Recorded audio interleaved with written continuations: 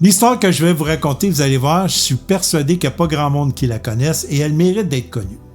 C'est l'histoire de 5 jeunes londoniens, 5 jeunes étudiants en art. Ça se passe durant les années 60 et ces 5 jeunes-là aimaient beaucoup se rassembler à l'occasion pour jammer, pour faire de la musique. Et eux, leur style de musique, c'était du rhythm and blues. C'était des grands fans de rhythm and blues. Et ils étaient tellement talentueux, tous les 5 ensemble, qu'on les embauchait à l'occasion pour faire des spectacles musicaux, soit dans des bars ou des discothèques à Londres. Alors, ils ont commencé à se faire connaître à un tel point où on les a invités à un grand concert où plusieurs groupes devaient venir et faire une performance musicale sur scène. Alors, ils ont accepté l'invitation et pendant qu'ils attendent que leur tour arrive, ils regardent la liste de tous les autres groupes invités et ils se rendent compte que parmi ceux-là, il y en a un qui porte le même nom que eux, c'est-à-dire The T-Set. Alors là, ils sont un peu paniqués, hein? Ils disent hey, « ça n'a pas de sens, on ne peut pas se présenter avec le même nom qu'un autre groupe. » Alors, il faut vraiment brainstormer puis trouver un autre nom. Alors là, ils sont paniqués et un des membres dit « j'ai une idée. On va prendre le prénom de 2 personnes qui nous ont beaucoup influencés dans le rhythm and blues, c'est-à-dire Pink Anderson et Floyd Council. » Alors, en prenant les 2 prénoms, ça donne Pink Floyd.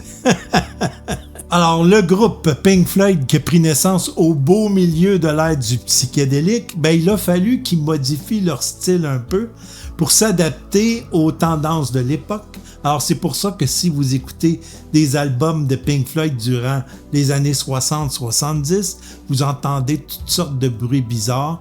Ça provient de l'ère du psychédélique.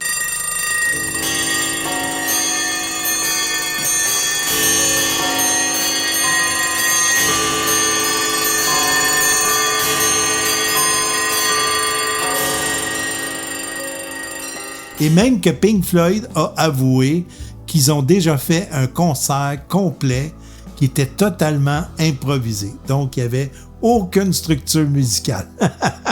Overhead, the albatross hangs motionless upon the air, and deep beneath the rolling waves in labyrinths of coral caves.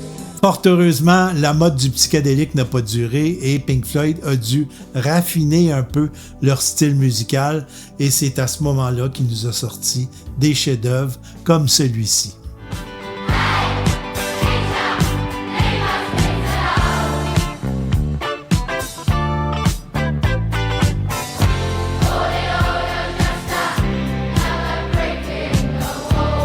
Petite anecdote cocasse au sujet de Pink Floyd. Un jour, Pink Floyd avait sorti un album du nom de Animals et il souhaitait que sur la pochette de l'album, comme on ne disposait pas de Photoshop à l'époque, il voulait absolument qu'il y ait un cochon volant au-dessus d'une usine nucléaire.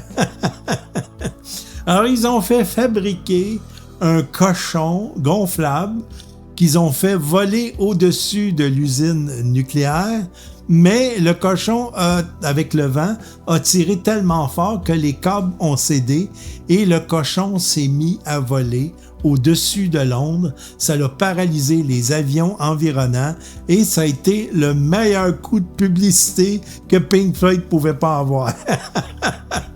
Alors, c'est un peu pour ça qu'à l'occasion, lorsque vous voyez des concerts de Pink Floyd, si vous voyez le célèbre cochon volant, ça vient de cette histoire-là. Hey, j'espère que mon histoire vous a plu. Je vous souhaite à tous et à toutes une excellente journée. Bye tout le monde!